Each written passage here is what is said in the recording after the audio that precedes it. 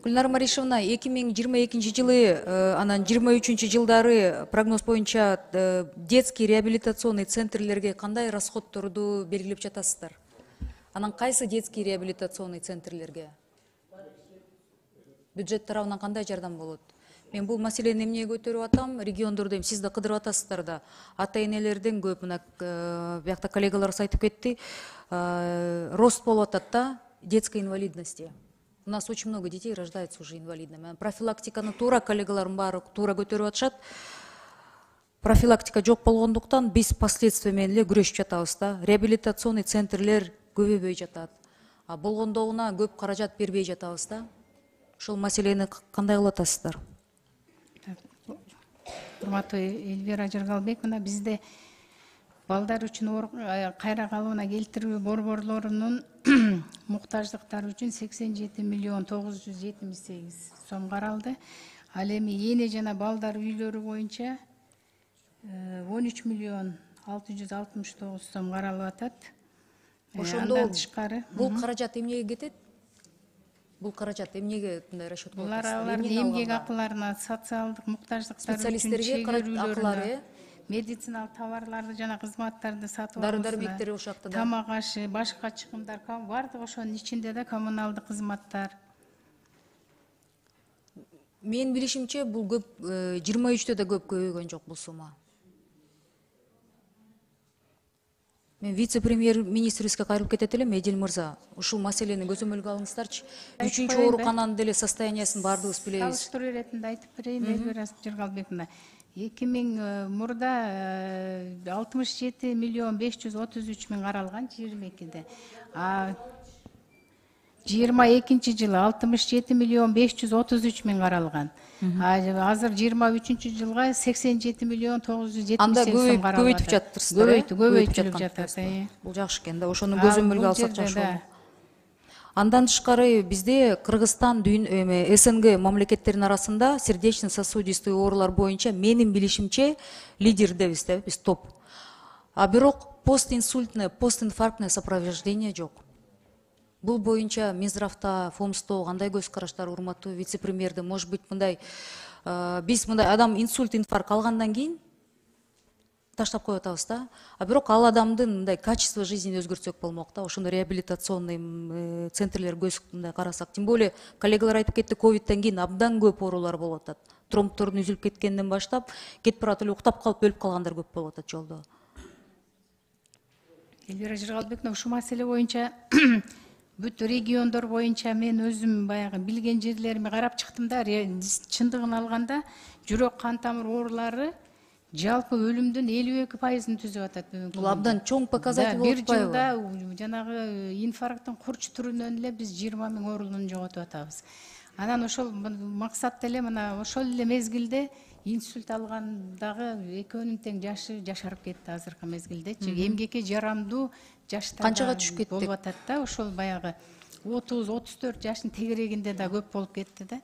Анан мен мына бүт региондордо карап чүй боюнча биз Байтик жактан карадык. Ошол жерде баягы бош калды да, көп жанагы биздин кургак-учукка каршы ооруканалардын көпчүлүгү жабылып калды. Анан көп биздин медициналык мекемелер баягы оптимизация негизинде бошоп калган мекемелерди карап чыктым. Чүй область үчүн ошо Байтикте бар экен жакшы мекеме. Анан Жалал Абад областы боюнча Шакафтарда бар экен. Ош областы боюнча Кара Суу районунун Каратай айылында 4 этаждуу бар экен. Бүт ошо реабилитация боюнча Кыргызстан боюнча 3 эле центр бар экен. Жок, мен бош карап келдим. Ошол келечекте ошо инсульт жана инфаркт ооруларын реабилитациялоо боюнча ошол жерлерди карайлы деп мен атайын бир инвестиция тартып келебиз деген жарандар чыкты эле, ошол жагын карадык да. Анан бүгүн да балдар үчүн дагы мага келишти. Балдар үчүн дагы ошо реабилитациялык борбор бизде бар, 3-4 борборубуз, бирок алар жетиштүү болбой жатат бүгүнкү күндө. Анткени балдардын оорусунда өзүңүз көрүп атасыз, ар кандай. То есть азыр сиздер караштырып жатасыздар, инвесторлорду издеп жатасыздар. Инвестор дагы келет. Программа миллиард сом бөлүнүп чыкты кардиология боюнча. Анан азыр айтам. Андан тышкары биз жанагы биздин улуттук кардиология жана терапия борборуна 24 саат бою 7 күн иштей турган деп туруп, ошо именно ошол острый инфаркт миокарда, острый мезгилде келип, ал жерден стенд койдуруп, дарыланып, анан реабилитация болуп чыгып кете турган атайын миллиард сомдун тегерегинде каралып атат.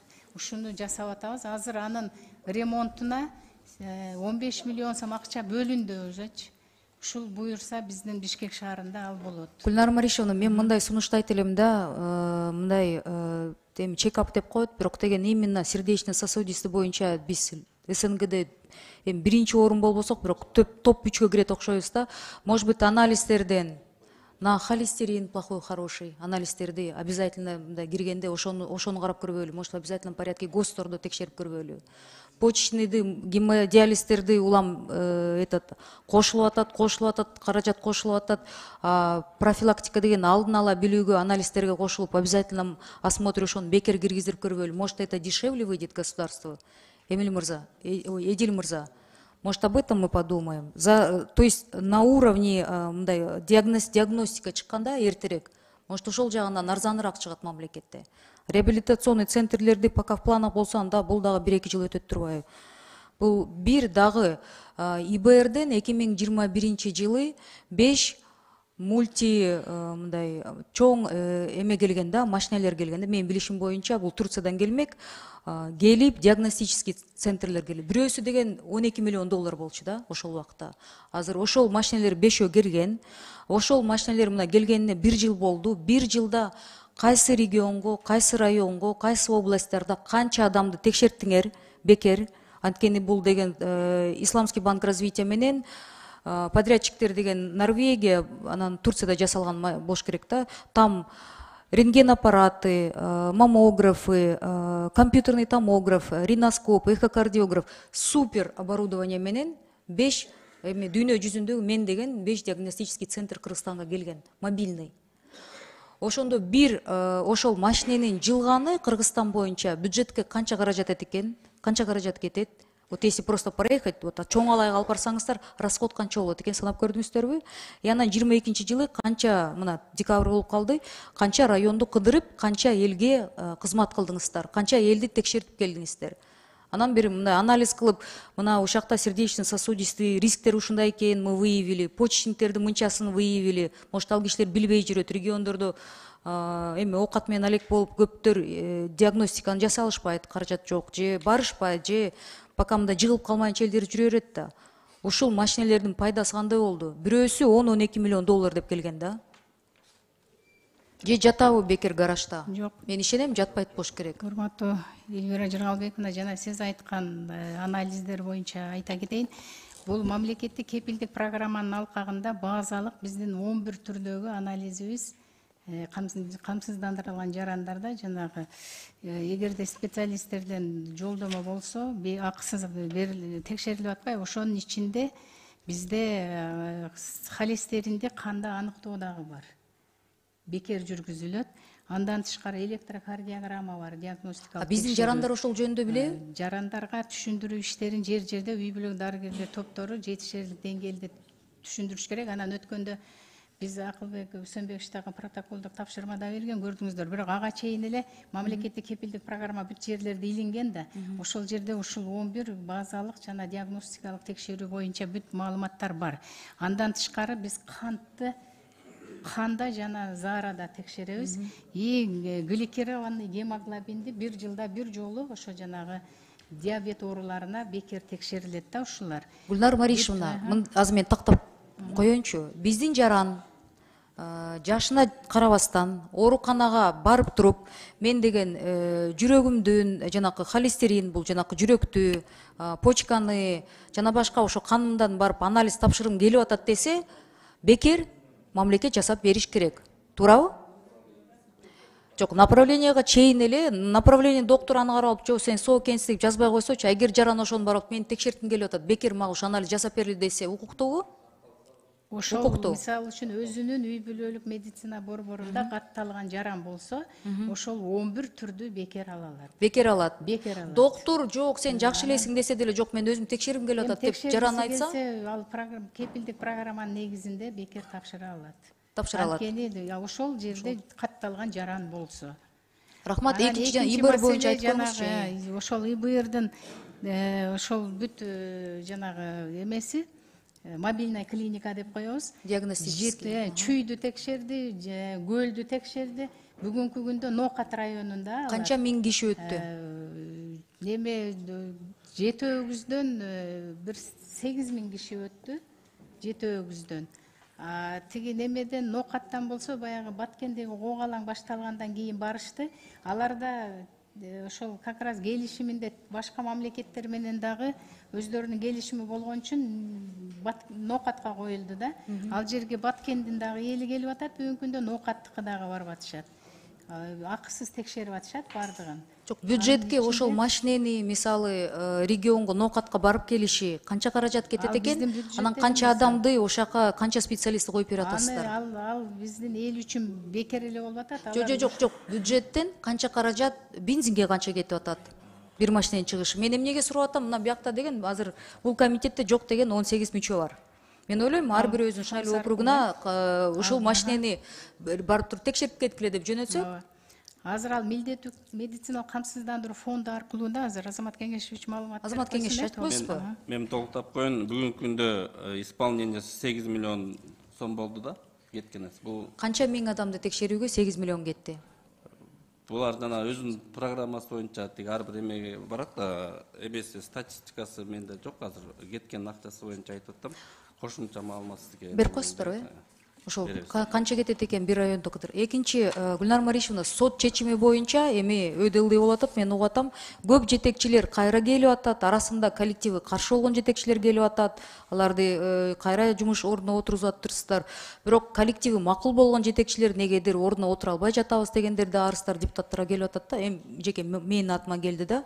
Ошол маселе кандай чечилет? Бул кандай чечимдин негизинде ошондой чечимдер кабыл алынып атат да? Кандай көз караштын негизинде? Бул сот процесстеринин бардыгы мен келгенге чейин болгон экен. Анан келип баягы соттон утуп келип кайра отургузуу менин маңдайыма жазылды. Мен негизи соттун гана чечимин аткарып атам. Ашыкча мыйзамсыз эч кандай иш жок ал жерде. Соттон утуп келгендердин баарын эле анда сиз отургузуп аткан турбайсызбы? Келгендерди гана, анан бирок негизинен бүт инстанцияларды өткүлө деп атабыз. Анткени азыр өзүңүздөр көрүп атасыздар, мен ачык эле айтайын, бизде Жайыл районунда ушундай ызы чуу болуп атат. Ошол дагы кайра утуп келген, бирок коллективдин ичинде бүгүнкү күндө жакын арада биз администрация президенти Кабмин тарабынан дагы комиссия барып текшерип келди. Жакын арада буга биз жыйынтык чыгарабыз. Анан калган жердеги жетекчилер бардыгы мыйзамдын негизинде соттун чечими менен отургузулду.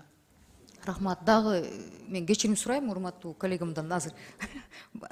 Акыркы 2 суроом калды да. Мен былтыр парламентке келген, быйыл парламентке келгенде жазында көтөргөн болчумун да.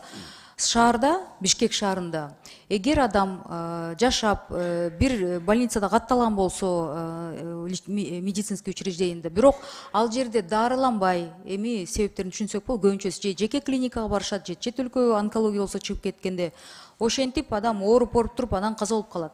Анан справка моргка барса деген барып туруп ооруканалардан справканы алып алып, чтобы свидетельство о смерти получить. Ооруканадан мен буну эмнеге билем? Мага жазышып катты, интернет аркылуу, Facebook аркылуу. Мен ошол ооруканага чалсам, ал оорукананын мен кийин силерге ошонун переписканы да көргөзүп берем. Оорукананын жетекчиси айтат: "Кечиресиз, бизде азыр цифровизация боюнча", мен аябай таң калып калдым. Эгер деген ал адам бизде дарыланбаса, бирок кокустан өлүп калса, биз деген мы же не знаем от чего, подтверждение жок болгон үчүн биз жанакы справканы бере албайбыз деп калышты да. Абдан таң калып калгам да. Ошондо бул кандай болуп калат? Цифровизация деген жакшы. Бирок эгер татыктуу же биздин мамлекеттик ооруканаларда оборудование татыктуу мындай 100% деңгээлде жок. Ошон үчүн аргасыз элдер жеке ооруканаларга барып атат да. Өлүп калган адамды эмдеген туугандар ошентип куурашты да. Мындай да, эми чет элге кетип атса, онкологиялык оору менен болсо, онкологиядан да тышкары дейт да, мен жетекчилер менен сүйлөшүп көрсөм. Эми бул барып келген оорулуулардын көпчүлүгү эле диспансердик көзөмөлдө турат, үй бүлөлүк медицина борборлорунда. Ошон үчүн алар каза болуп калган мезгилде үй бүлөлүк медицина борборундагы дарыгерлер бериш керек справканычы. Бериш керек. Бериш керек. Макул, анда бул неме. И дагы акыркы маселем, рахмат.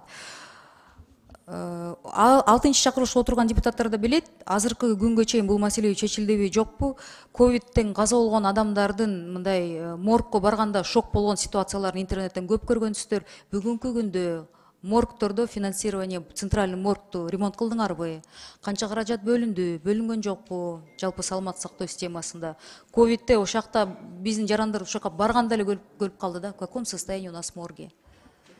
Бөлүнүп атабы, бөлүнбөйт. Анан деген аякта алып барганда дагы мындай денесин ала албагандар да бир топ себеп болот. Мен түшүнөм, по религиозным причинам болуп атат да.